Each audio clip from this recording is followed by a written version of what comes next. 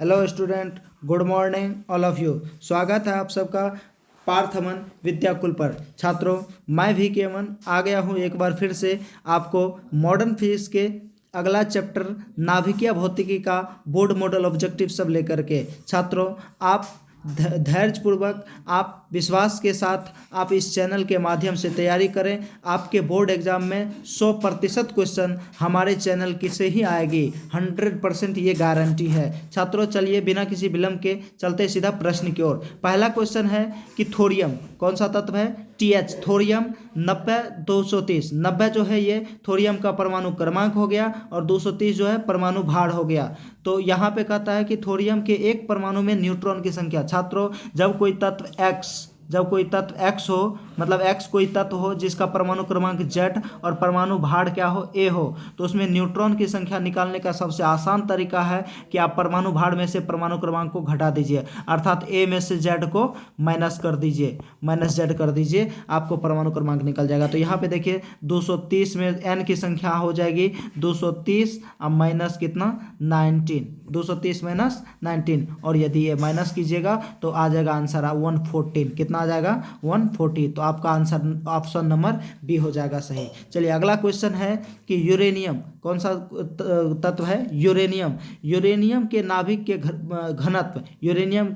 के घनत्व के परिमाण की कोटि होती है। छात्रों, यूरेनियम के नाभिक के घनत्व की परिमाण की कोटि होती है 10⁻17 किलोग्राम पर मीटर क्यूब। कितना होती है? 10⁻17 kilogram per metre cube. Option number B. चलिए अगला क्वेश्चन है संलयन क्रिया। कौन सा क्रिया? संलयन क्रिया संपन्न होने के लिए आवश्यक ताप। नाभिकीय संलयन मतलब दो छोटे छोटे नाभिक मिलकर के जो भारी नाभिक बनाता है, वो क्रिया संपन्न होने के लिए आवश्यक तापमान का मान होता है लगभग 3 × 10⁶ केल्विन। कितना kelvin? 3 × 10⁶ kelvin. Option number D, 3 number का ऑप्शन नंबर डी हो जाएगा। चलिए अगला क्वेश्चन है हाइड्रोजन बम आधारित है। छात्रों, हाइड्रोजन बम जो है नाभिकीय संलयन क्रिया पर आधारित है। किस क्रिया पर आधारित है? नाभिकीय संलयन क्रिया पर। आपका ऑप्शन नंबर बी हो जाएगा सही, नाभिकीय संलयन पर। चलिए पांचवा क्वेश्चन है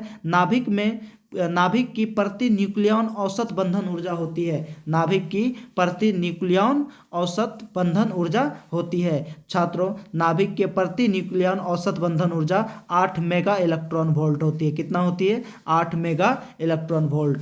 चलिए अगला क्वेश्चन है सूर्य अपनी विकिरण ऊर्जा प्राप्त करता है नाभिकीय विखंडन से, नाभिकीय विघटन से, नाभिक में रासायनिक क्रिया से, नाभिकीय संलयन से। तो छात्रों, आपको बता दूं कि सूर्य अपनी ऊर्जा जो है नाभिकीय संलयन क्रिया से प्राप्त करती है। किस क्रिया से प्राप्त करती है? नाभिकीय संलयन क्रिया से प्राप्त करती है। अगला क्वेश्चन है कि तारों में ऊर्जा उत्सर्जन का मुख्य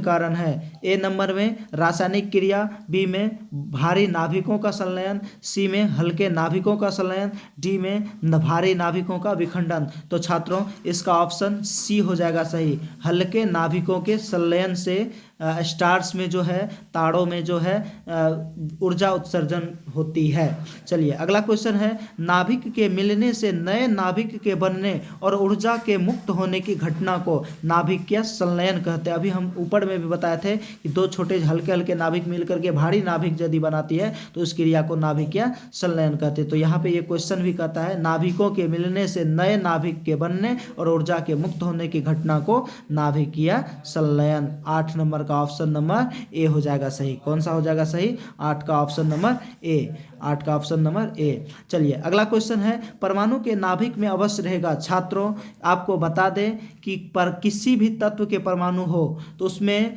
परमाणु के नाभिक में प्रोटॉन और न्यूट्रॉन होता है। परमाणु के नाभिक में कौन कौन होता है? प्रोटॉन और न्यूट्रॉन, प्रोटॉन प्लस न्यूट्रॉन होता है। परंतु हो सकता है कोई तत्व, जैसे सबसे हल्का तत्व लीजिए आप हाइड्रोजन, जिसके 3 समस्थानिक H11 H12 होता है और H13 होता है। तो यहाँ पे न्यूट्रॉन निकालिए, तो H11 में देखिए न्यूट्रॉन अभी क्या बताए, परमाणु भार में से परमाणु संख्या घटाना है, तो 1 में से 1 घटा दीजिए, तो इसमें न्यूट्रॉन 0 आ जाता है। कितना आ जाता है? 0 आ जाता है। इसमें देखिए 2 में से 1 घटाइए तो न्यूट्रॉन 1 आएगा, इसमें से 3 में से 1 घटाइए तो न्यूट्रॉन 2 आएगा। तो देखिए इन दोनों तत्व में न्यूट्रॉन है, एक है, एक में 1 है, एक में 2 है, लेकिन 1 नंबर का जो जिसका हाइड्रोजन का समस्थानिक 11 है उसमें न्यूट्रॉन नहीं है। तो अर्थात परमाणु के नाभिक में अवश्य रहेगा, न्यूट्रॉन रहे या नहीं रहे, प्रोटॉन जरूर रहेगा। क्या जरूर रहेगा? प्रोटॉन जरूर रहेगा। तो इसका ऑप्शन नंबर ए हो जाएगा सही, और 9 नंबर का ऑप्शन नंबर ए हो जाएगा सही। चलिए अगला क्वेश्चन है अल्फा कण है। अल्फा कण इलेक्ट्रॉन है, हीलियम का परमाणु है, हीलियम का नाभिक है, हाइड्रोजन का नाभिक है। तो छात्रों बता दें, अल्फा कण एक धनायन कण है। अल्फा कण प्लस धनात्मक कण होता है, जिस पर आवेश 3.2 गुना 10⁻⁻19 कूलम होता है, जो हीलियम के नाभिक के आवेश के बराबर होता है, क्योंकि हीलियम जो है वो भी 2 नंबर का तत्व है। इसका मतलब हीलियम के नाभिक में 2 गो प्रोटॉन, तो 2 गो प्रोटॉन के आवेश के बराबर अल्फा कण का आवेश है। और भार जो है 4 होता है हीलियम का, तो अल्फा कण का भी भार जो होता है वो 1 प्रोटॉन के भार के 4 गुना होता है। 1 प्रोटॉन के भार के कितना गुना होता है? 4 गुना होता है। तो सीधा आप ये समझिए कि अल्फा कण हीलियम का नाभिक होता है। क्या होता है? हीलियम का नाभिक होता है। चलिए अगला क्वेश्चन है, बीटा किरणें होती है तीव्रगामी। छात्र आपको बता दें, बीटा कण एक ऋणावेशित कण होती है, जिसका गुण डायरेक्ट मैच करता है इलेक्ट्रॉन से। किससे मैच करता है? इलेक्ट्रॉन से। तो इसका ऑप्शन नंबर सी हो जाएगा सही। 11 का ऑप्शन नंबर कौन? सी हो जाएगा सही। चलिए अगला क्वेश्चन है, गामा किरणें होता है। गामा किरणें आपको बता दें कि ये न धन आवेश होता है न ऋण आवेश होता है, ये बिल्कुल न्यूट्रल होता है, इस पर कोई चार्ज नहीं होता है, और इसका द्रव्यमान भी लगभग क्या होता है? 0 होता है। तो इसका ऑप्शन नंबर ए हो जाएगा सही। क्या हो जाएगा?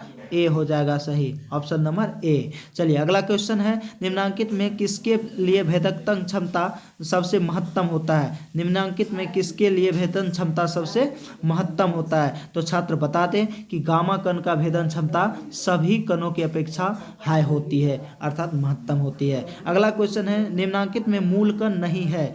छात्र आपको बता दें, प्रोटॉन, न्यूट्रॉन और इलेक्ट्रॉन ये तीनों मूल कण है, परंतु ये अल्फा कण जो है ये मूल कण नहीं है, ऑप्शन नंबर सी। चलिए अगला क्वेश्चन है, क्वेश्चन नंबर 15 है कि नाभिकीय रिएक्टर में नियंत्रक छड़ें बनी होती है, मतलब कंट्रोलर रॉड जो होता है वो कैडमियम का बना होता है। किसका बना होता है? कैडमियम का बना होता है। ऑप्शन नंबर ए हो जाएगा, 15 का ऑप्शन नंबर ए हो जाएगा आपका सही, कैडमियम का होता है। चलिए अगला क्वेश्चन है, नाभिकीय अभिक्रिया में संरक्षित रहता है। छात्र आपको बता दें, नाभिकीय अभिक्रिया में ये केवल संवेग, केवल आवेग, केवल ऊर्जा और डी में है ये सभी। तो किसी भी मूल कण का ये सभी गुण जो है नाभिकीय अभिक्रिया में संरक्षित रहता है। नाभिकीय अभिक्रिया में किसी भी मूल कण का ये सभी गुण क्या होता है? संरक्षित रहता है। चलिए अगला क्वेश्चन है, निम्नलिखित में कौन सा कण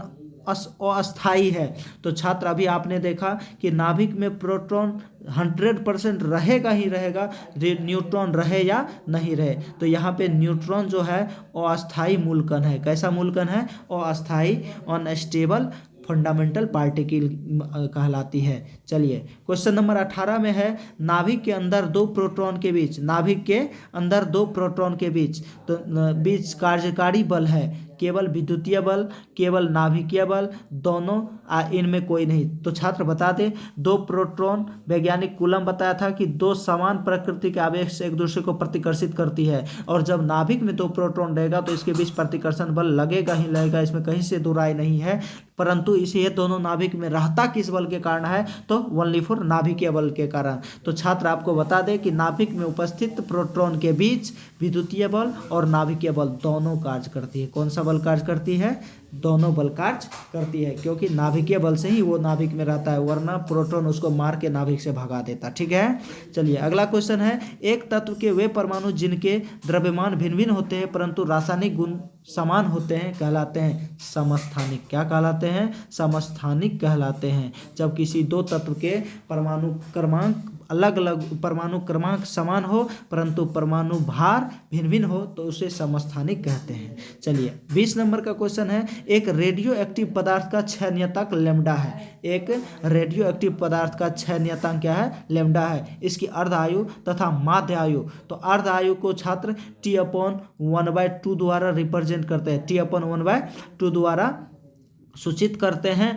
और ये सूत्र होता है log e⁻², ये option number B, log e⁻², log e⁻² अब बट्टा लैम्डा, ये अर्ध आयु का सूत्र होता है। और माध्य आयु जो होता है, रेडियो सक्रिय पदार्थ का माध्य आयु जो होता है, क्षय नियतांक के व्युत्क्रम को माध्य नियतांक कहते हैं, इसे टॉ द्वारा सूचित किया जाता है, और टॉ जो होता है वो समानुपाती होता है 1/λ के। तो इसका सही आंसर हो जाएगा बी नंबर। कौन सा? Option number B. चलिए अगला क्वेश्चन है 21 नंबर का क्वेश्चन है, न्यूट्रॉन के खोज, किसका खोज? न्यूट्रॉन के खोज का श्रेय जाता है वैज्ञानिक चैडविक को। किसको? चैडविक को। न्यूट्रॉन का खोज किया था वैज्ञानिक चैडविक। चलिए अगला क्वेश्चन है, यूरेनियम 92 235, अर्थात यूरेनियम एक तत्व है जिसका परमाणु क्रमांक 92 है और परमाणु भार कितना है? 235 है। परमाणु में प्रोटॉन, न्यूट्रॉन एवं इलेक्ट्रॉन, तो सबसे पहले कहता प्रोटॉन, उसके बाद कहता न्यूट्रॉन, उसके बाद कहता इलेक्ट्रॉन। तो इस प्रकार के तत्व, इस प्रकार के क्वेश्चन में देखिए एक चीज ख्याल रखिएगा कि जब कोई तत्व X हो और उसका परमाणु क्रमांक Z हो और परमाणु भार A हो, तो ये Z जो होता है ना, Z जितना प्रोटॉन होता है उतना इलेक्ट्रॉन होता है, Z के बराबर प्रोटॉन और Z के बराबर इलेक्ट्रॉन होता है। तो बीच में है न्यूट्रॉन। तो छात्र सबसे पहले तो 92 को प्रोटॉन तय हो गया यूरेनियम में, अब न्यूट्रॉन निकालिए। तो न्यूट्रॉन में न्यूट्रॉन के लिए हम बताए थे क्या करना है, A में से Z को घटा देना है।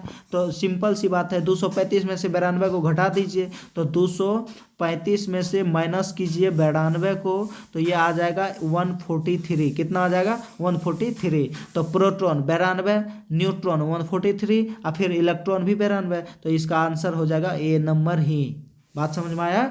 तो अगला क्वेश्चन है, चलिए अगला क्वेश्चन है, 20 सेंटीमीटर मोटाई के, कौन सा? 20 सेंटीमीटर मोटाई वाले इस्पात में से कौन सा पार हो सकता है? छात्र आपको बता दी कि गामा कण जो है वो एक्स के तरह होती है, जिसकी तरंगदैर्घ्य सबसे न्यूनतम होती है अल्फा और बीटा के अपेक्षा, और पराबैंगनी विकिरण के एक्स किरण के भी अपेक्षा कम होती है। इसलिए 20 सेंटीमीटर इस्पात को भेदने वाला मात्र ये गामा कण ही है जो 20 सेंटीमीटर इस्पात को आर पार कर सकता है। Option number C. चलिए 24 नंबर में क्वेश्चन है, इनमें से कौन आवेश रहित है? छात्र आपको बता दें, अल्फा कण धनायन है, बीटा कण ऋणायन है। अब फोटोन कण जो है ये आवेश रहित होता है। क्या होता है? आवेश। परंतु फोटोन में आवेश होता है, लेकिन फोटोन कण जो होता है वो आवेश रहित होता है। चलिए लास्ट क्वेश्चन है, बीटा किरणें विक्षेपित होती है। छात्र बता दें, बीटा कण ऋणायन कण है जो गुरुत्वाकर्षण क्षेत्र में विक्षेपित नहीं होती है, परंतु विद्युतीय क्षेत्र और चुंबकीय क्षेत्र दोनों में विक्षेपित होती है। तो यह एक बी में है केवल चुंबकीय क्षेत्र, सी में है केवल विद्युतीय क्षेत्र, डी में है विद्युत चुंबकीय एवं विद्युतीय क्षेत्र दोनों। तो आपका यह आंसर हो जाएगा डी नंबर। कौन सा आंसर हो जाएगा? डी नंबर हो जाएगा। आंसर नंबर डी हो जाएगा सही। बात समझ में आया? तो चलिए आशा करता हूँ कि आप लोग को इस वीडियो के माध्यम से बहुत सारा मदद मिला होगा। छात्र आप हमारे चैनल के साथ जुड़े रहें। मैं वादा करता हूँ आपको बिहार बोर्ड में 100% स्कोर करवा के ही छोड़ूंगा।